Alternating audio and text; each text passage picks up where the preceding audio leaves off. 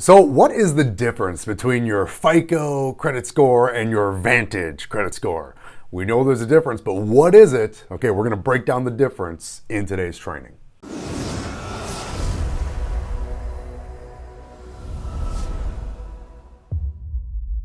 Hey everyone, it's Mike Adams, and on this channel we empower individuals to achieve freedom through improved financial literacy. If you're new to the channel, make sure to click subscribe and click the bell so that way you get notified on any and all of our future trainings.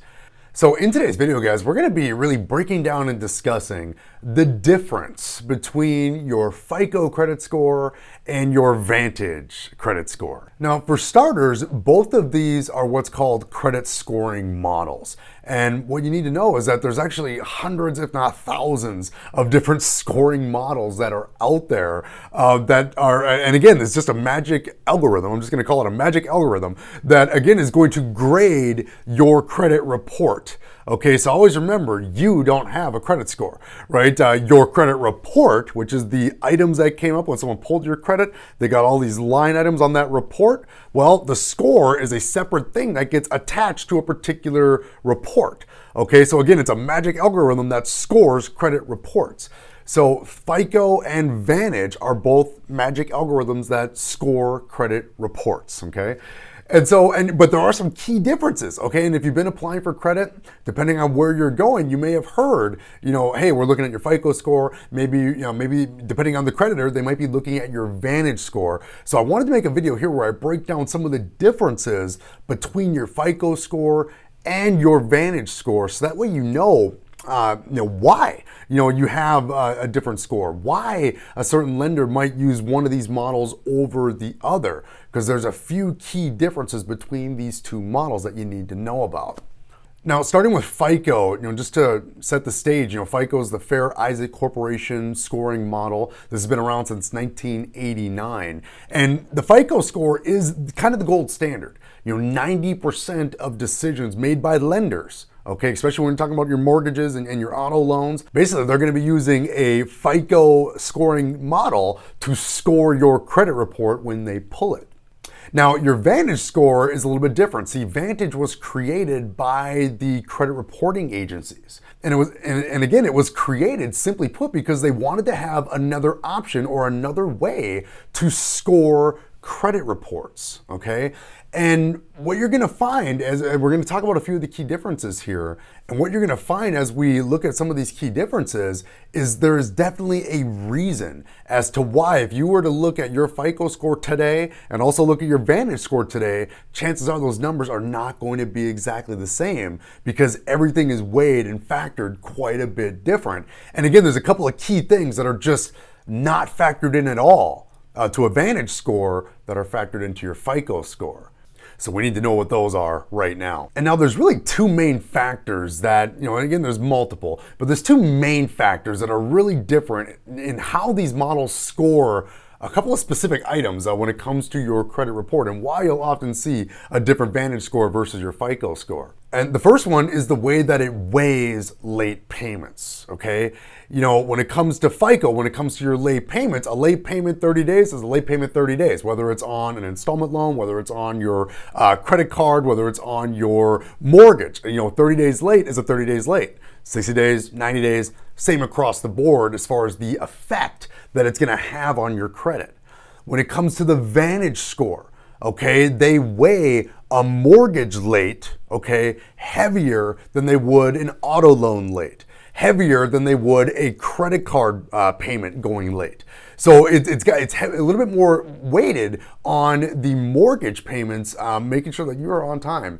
And we can only speculate as to why they weighed the mortgage heavier. My assumption with that is because typically, for most people, your mortgage is gonna be the biggest debt or biggest installment agreement that you ever take out in your life. So if you have a mortgage, you want to keep your Vantage score up, make sure you're making those mortgage payments on time. Now, the second big difference, and for me, I believe this is the reason that most lenders still use FICO, but with the Vantage score, they ignore paid collections, okay?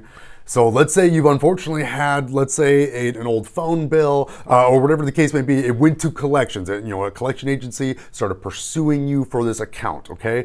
And obviously, if something goes to collections, That is a major derogatory. That means you've gone typically beyond 120 days late, okay? And now whatever company you didn't pay has sold your debt to a debt collector and they're coming after you. So typically this is a debt that was ignored, wasn't paid, and now it's in collections, okay? So this is a major derogatory. Now, let's say it took you, 2-3 years, but let's say you finally worked with the collection agency, whether it was an agreement, whatever you worked out, but you paid off that collection account, okay? Once that's paid, when it comes to your Vantage score, that is simply going to be ignored. That account will now be ignored when it comes to factoring into the algorithm that's going to score your report. That line item, which is going to show a paid collection account, will not factor into the algorithm against you.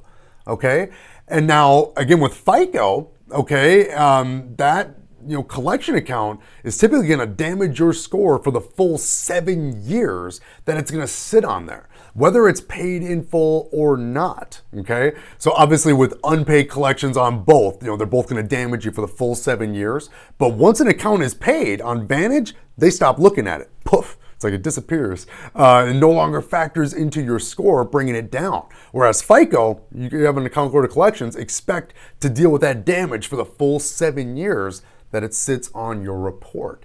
So if you've had anything go to collections ever, you will definitely see a difference. And if you've paid that collection account, you will definitely see a difference in your Vantage score versus your FICO score, because again, with Vantage, it totally ignores it.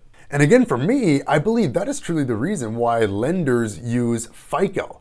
Imagine yourself as the lender, and if you were going to lend somebody money, wouldn't you want to know if they had a deal, let's say they borrowed money from somebody else and they agreed to pay them back in a year, but unfortunately it took them, went to collections, there was months of no pay, that person had to hire another company or sell the debt to another company to go after you to actually collect on the debt.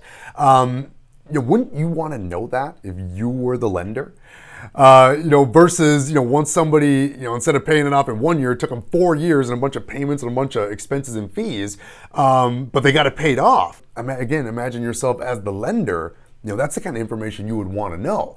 And so the one key component here is with all these different scoring models that are out there, the institution that is lending or extending the credit, they get to choose which scoring model they use. So even if a new model comes out, there's FICO 8, there's FICO 9, there's Vantage 3, Vantage 4 is coming out. It's going to be up to each individual creditor and lender which model they're going to use to score the reports that they pull. So, it's hard to see any bank or any mortgage lender that's not going to want to see, if you've had someone go to collections, they're going to want to see that on your report. So it's probably going to stick and stay where most lenders are sticking with FICO. So if you have things go to collections, just know that it's going to affect you for up to 7 years. So there you go, guys. That's the difference between the FICO credit score and your Vantage credit score. Again, they're both credit scoring models, which is again a fancy algorithm that just simply is a system that scores credit reports or line items that are on a credit report. And then a score is assigned to that particular report. A lot of similarities, but again, a couple of key differences. And one of the big things that sticks out to me like a sore thumb is the fact that Vantage scoring models they just simply ignore any paid collection accounts. And for me, that's probably the number one reason why most lenders and big banks are going to stick and stay with the FICO credit scoring model, which will factor those collection accounts for the full 7 years. So again, guys, hopefully you found value in this training and in this breakdown of these different types of scoring models. Again, there's hundreds, if not thousands of different scoring models that are out there. So when you're going in there and you're applying for credit or you're going to work with a particular lender, it's definitely nice to know which model they're going to be using to grade your credit report, so that way you can be prepared walking in the door. Have a great day, everybody. We'll see you in the next video.